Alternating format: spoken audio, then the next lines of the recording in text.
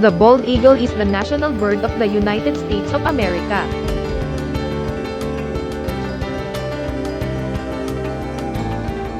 Ang bald eagle, Heliaeetus leucocephalus, ay isang ibong mandaragit na matatagpuan sa North America.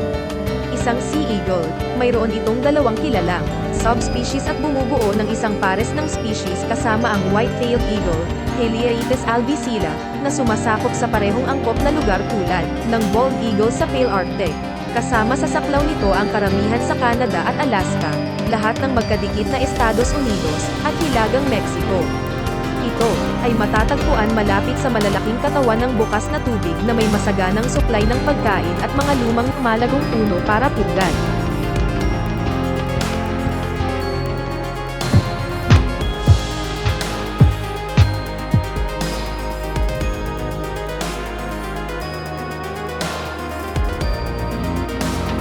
Stellar sea eagle, Heliaeetus pelagicus, na kilala rin bilang Pacific sea eagle o white-shouldered eagle, ay isang napakalaking diurnal na ibong mandaragit sa pamilyang Accipitridae.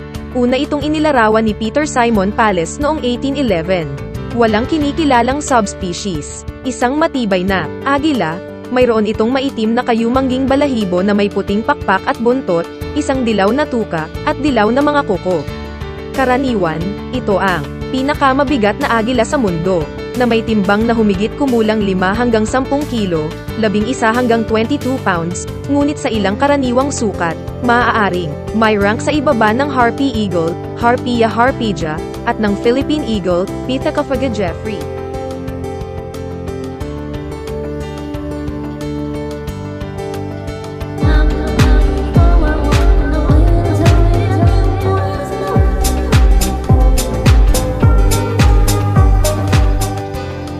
Ang gintong agila, Aquila crisatus, ay isang ibong mandaragit na naninirahan sa Northern Hemisphere. Ito ang pinakamalawak na distributed species ng agila. Tulad ng lahat ng agila, kabilang ito sa pamilyang Accipitridae. Isa sila sa mga kilalang ibong mandaragit sa Northern Hemisphere.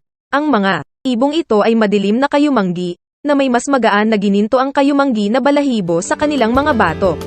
Ang mga immature na agila ng species na ito ay karaniwang may puti sa buntot at kadalasang may mga puting marka sa mga pakpak. Ginagamit ng mga gintong agila ang kanilang liksi at bilis na sinamahan ng malalakas na paa at malalaki at matutulis na mga kuko upang manghuli ng iba't ibang biktima, pangunahin ang mga liebre, kuneho, at marmot at iba pang ground squirrels. Ang mga gintong agila ay nagpapanatili ng mga home range o teritoryo na maaaring kasing laki ng 200 km2, 77 square miles.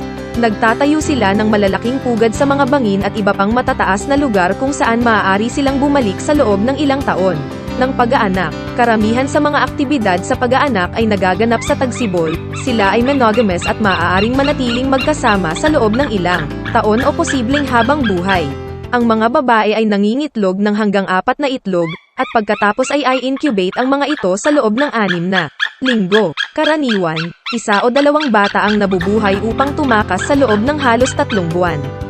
Ang mga juvenile golden eagles na ito ay kadalasang nakakamit ng ganap na kalayaan sa taglagas. Pagkatapos nito ay malawak silang gumagala hanggang sa makapagtatag ng isang teritoryo para sa kanilang sarili sa loob ng 4 hanggang 5 taon.